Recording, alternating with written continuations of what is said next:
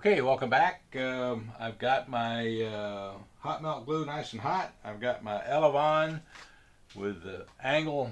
There you go, see it? Angle's pointing down. That's the left one. And that's exactly how I trimmed it, so that when you, so that it will flex down 45 degrees like that. Okay? So make sure that's down. I'm going to start at this outer, move here a little bit. I'm going to start at this outer edge over here. Okay. Get over here where you can see me better. Okay, so I'm going to start at this outer edge and work just, no more than 2 inches. It doesn't have to be exactly 2 inches, but no more than 2 inches. And here we go. Now this left hand's going to hold it tight. I'm going to put a nice bead where the joint is. That's sometimes kind of hard to see. Okay, there we go. Grab my razor blade and smooth it out. The razor blade is almost not even touching the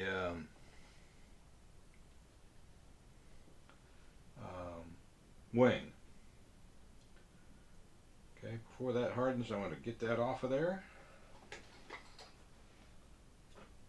Fine line between being too hot and getting it letting it cool too much, so it will pull off that knife.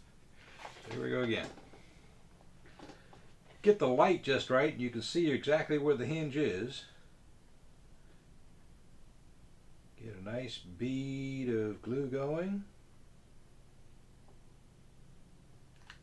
About 2 inches.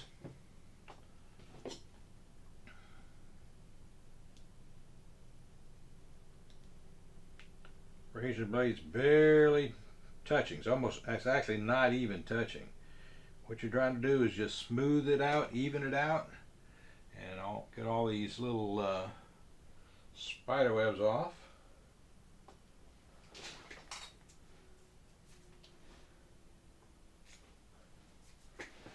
And all right, looking pretty good. I can see a little spot here at the beginning that I probably pressed too hard. There's not enough glue there, so I'll come back and do that later. We'll do one more. I'm not going to do all 20 some inches, whatever this thing is.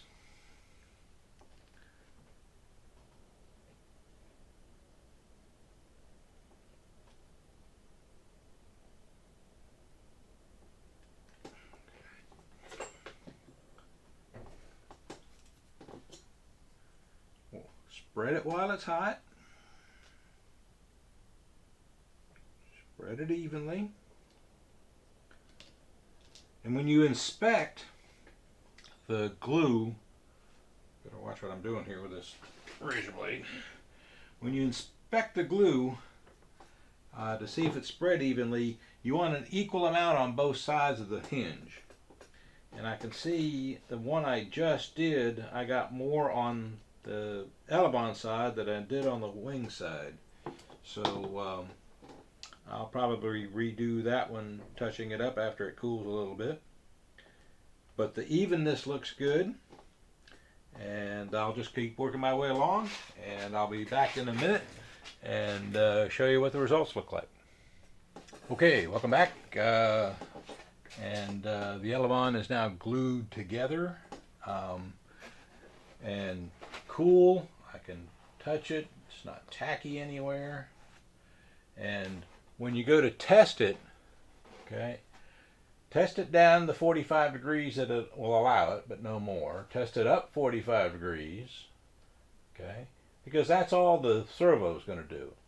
You don't need to test it all, all the way up to 90 degrees. That might break it. But the servo is going to go minus 40 to plus 40, maybe 45, depends upon how long the servo arm you put on it.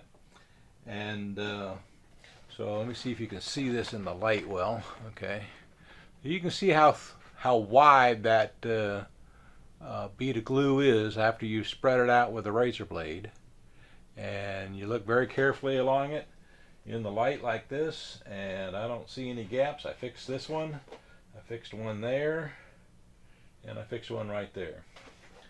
So it won't be perfect on the first try, but you know, you can come back over as long as you keep it thin enough. It will flex well enough, and it should work well. Okay, I'm going to go off to the other Elevon off camera. Thank you for watching, and stay tuned for the next video.